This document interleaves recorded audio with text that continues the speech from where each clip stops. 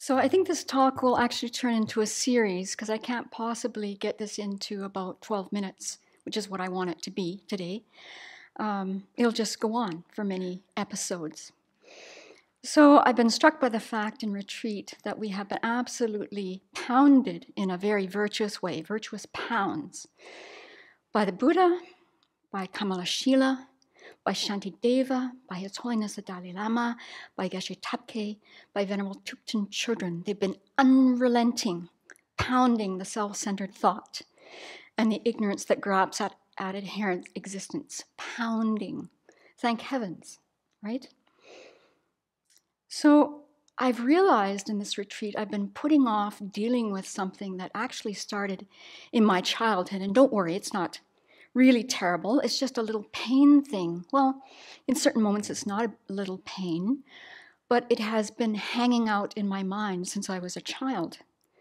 And so I'll tell you bits and pieces about this saga as I quote from certain passages from all these teachings we've been getting in the last months to show you the depth of my ignorance and how the teachings can actually start penetrating this mind. Now, I don't know if you know, but in 2013, maybe 2012, when they were pouring the foundation for Chenrezig Hall, I was talking to one of the guys, one of the brothers that owned the company, and they were out here, and there was a guy, Virgil, I think. He was in his late 70s, maybe 80.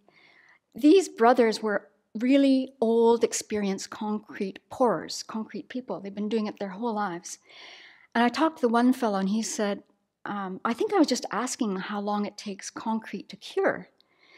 And he said, well, initially about 50% of the concrete is cured in about 48 hours, and then it continues to cure for the rest of the life of the concrete.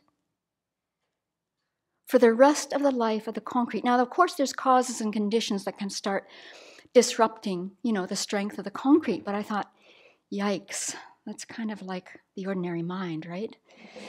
It just gets harder and harder unless you encounter the teachings and you start getting that concrete, in certain cases, moistened with, something that's going to break down the barriers and the obscurations and the ignorance and the blindness. So I have my own version of Sam, which I discovered in retreat. So we've been hearing about Sam for a long, long time. Venerable, you've been working Sam for decades, right? And so I discovered I have one too, but his name is Harold, and that is his real name.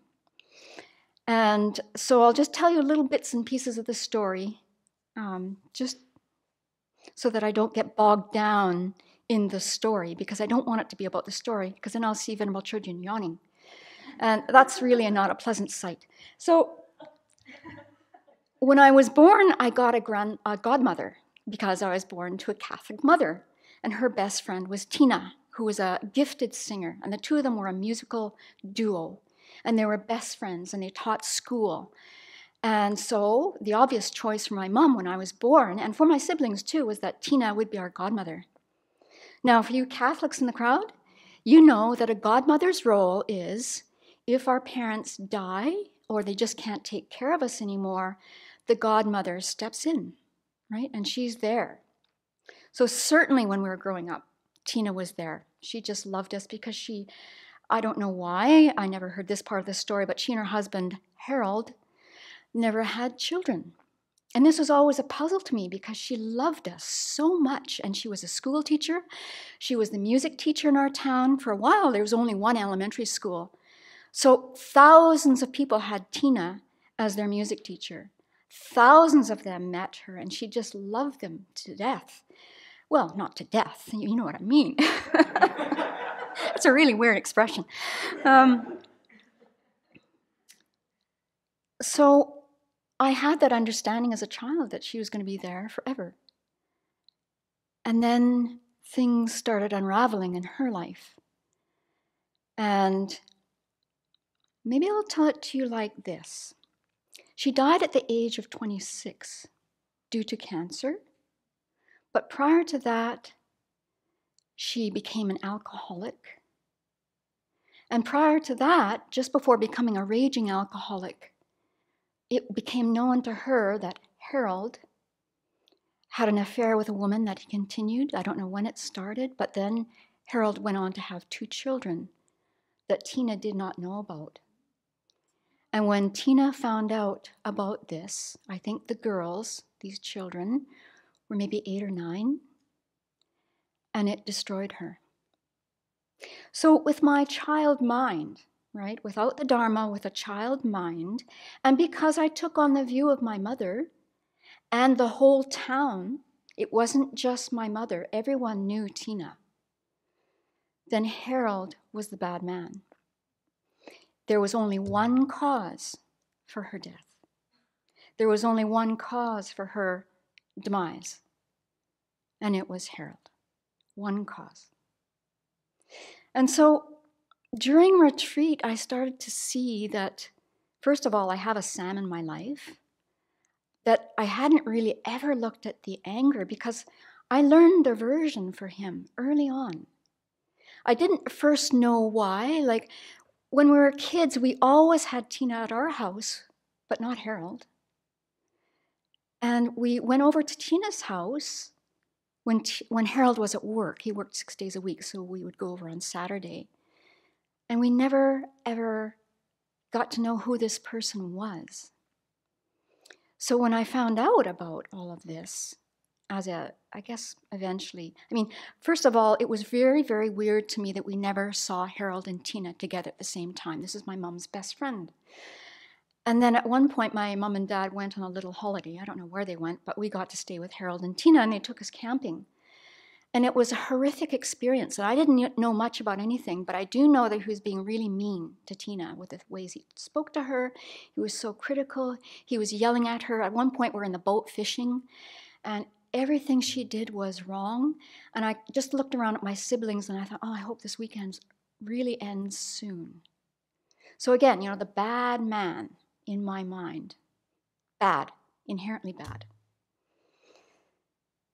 So when Venerable Children started teaching chapter 6, she let out the chapter with an explosion that started with these words. And that's when it started to get through my cement mind that I had something to start working on here.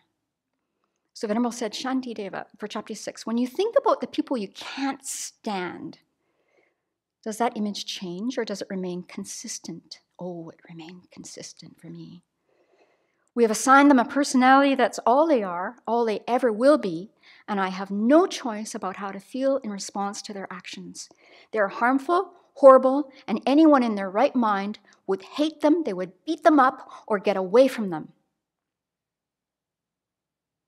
And when we think of them, we call up those same emotions every single time. We're hooked by our caricature of that person. And even if we meet the person who's impermanent, then we know that they're bad, they're disgusting, because they would never do anything other than that. There's no way I could feel any differently about this person. Do you remember that? That was a huge thunderbolt. Our mind is hooked on blame. Instead, there's a situation with many causes and conditions.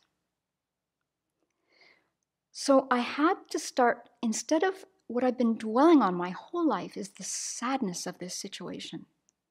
And I had Harold relegated out there. He was what sentient being. So yes, I've been including him. May all sentient beings have happiness in its causes.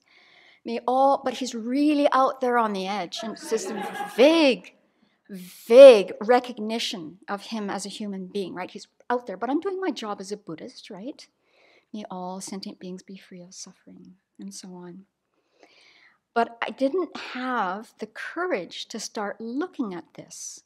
I see it was a lack of courage. It was a lack, just ignorance that, underneath this sadness was this rage, in fact, because this man in my child mind, which was still in my mind, he was the responsible person, the sole cause for the loss of my godmother.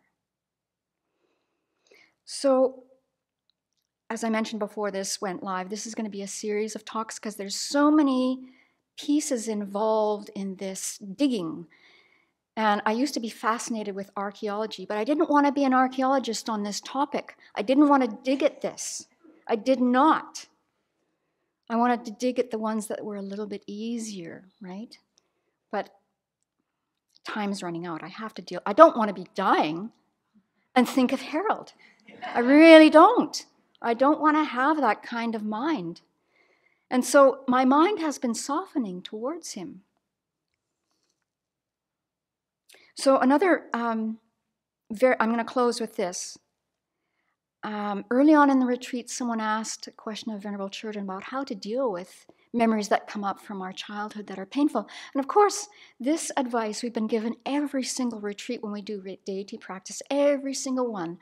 Did it get through to me that I should do it with Harold? No, of course not. So Venerable said, painful memories. So the Buddha's there. So imagine the Buddha on the top of everyone's head, right? So I had to, in many, many sessions, I got Tina in there and my mom and Harold and me and my siblings and everyone who's dear to Tina. And I just had them all there with Medicine Buddha on the top of their heads and all this light coming in. Just being in the same room with Harold was initially a challenge because I'd been so comfortable with him being right out there in Jupiter, or Pluto. But getting him in there with the Buddha on all of our heads and having this mantra going and having the light coming in really was helpful in me having the courage to start really digging at this. And that really helped. I could start bringing him closer than Pluto. Eventually he was kind of in the room. He was in a four corner. The rest of us are in a little front section. But the more I did it, the more I could see that, basically he was so overpowered. He was completely overpowered by his attachment, his afflictions. He just wanted to be happy. And he was going at it in this way. And I have a feeling that Harold never had a clue that he was harming Tina in the way it did. I really don't. But there's more about that to come.